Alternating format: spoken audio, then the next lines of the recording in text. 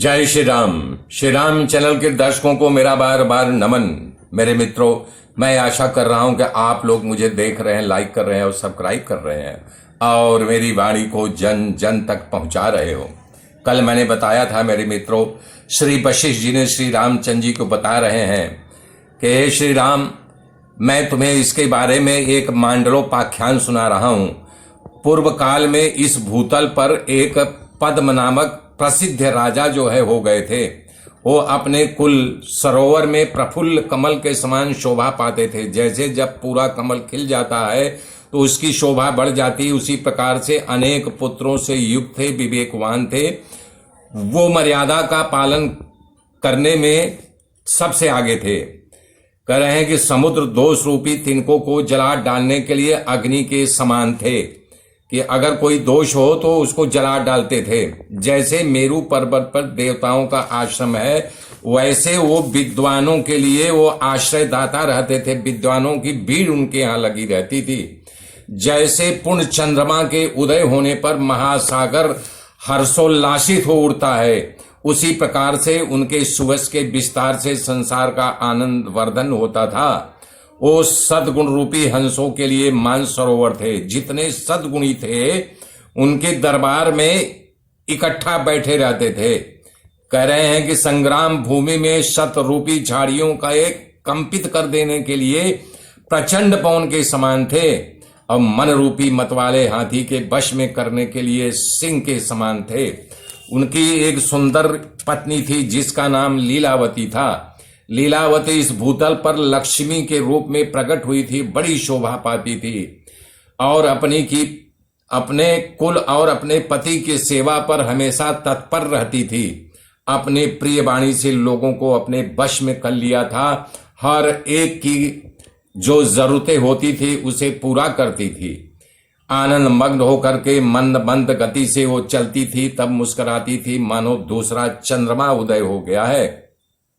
इस प्रकार से वो अपने पति की सेवा में लगी रहती थी। एक दिन उसके मन में विचार आया कि काश कुछ ऐसी सिद्धि मिल जाती या कुछ ऐसा तरकीब मुझे हासिल हो जाता जिससे हमारे पति की मृत्यु न होती।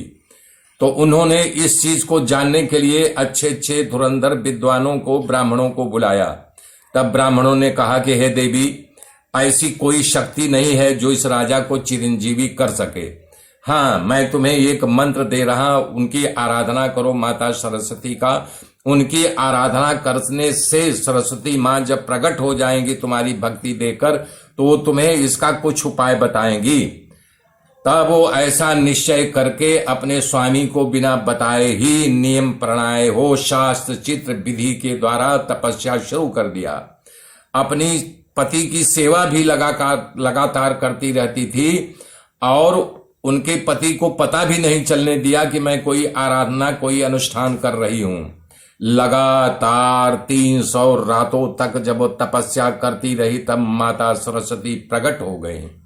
बोली, बेटी, तुमने जो निरंतर लगातार मेरी तपस्या की, वो तुम्हारे पति भक्ति के कारण अधिक उत्कर्षशालिनी हो गई हो, इससे मैं खुश हूं, अतः तुम वर मांगो। रानी बोली, हे देवी, आप जन्म जरा रूपी अग्नि के ज्वालाओं को उत्पन्न दाह रूपी दोष का शमन कराने के लिए चंद्रमा के प्रभा के समान हो कि हे देवी, मैं ये चाहती हूं कि आप मेरे पति को चिरंजीवी कर दें। तो बोले, नहीं, ऐसा नहीं हो सकता है। तब उसने हाथ जोड़कर कहा, अम्बे मात, इस समय देन शिविका का आप संकट से उद्धार करें। मैं आपसे अब 2 वर मांगती हूं। पहला एक, जब मेरे पति देव का शरीर छूट जाए तो उनका जीव मेरे इसी अंतःपुर के मंडप के बाहर न जाए। और हे महादेवी, मैं दूसरा वर ये मांगती हूं कि जब जब मैं आपका दर्शन करना चाहूं तब तब आप मुझे अवश्य दर्शन दें। लीला की ये बात सुनकर के जगत माता सरस्वती देवी ने कहा, बेटी, तुम्हारी ये अभिलाषा अवश्य पूर्ण होगी। वरदान देवी दे करके वरदान वहां से अदृश्य हो गई।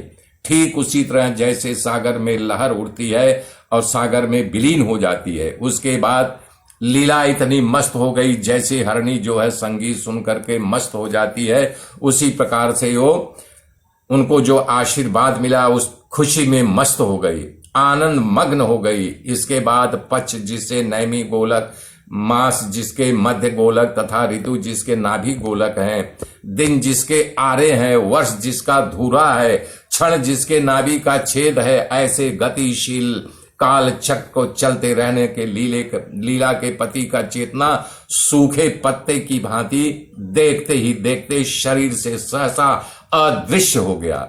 बात यह हुई, किसी शत्रु ने आक्रमण कर दिया और राजा युद्ध में घायल होकर के धराशायी हो गया। वो अंतःपुर में लाए गए। अंतःपुर में पहुंचने पर उनका प्राणांत हो गया।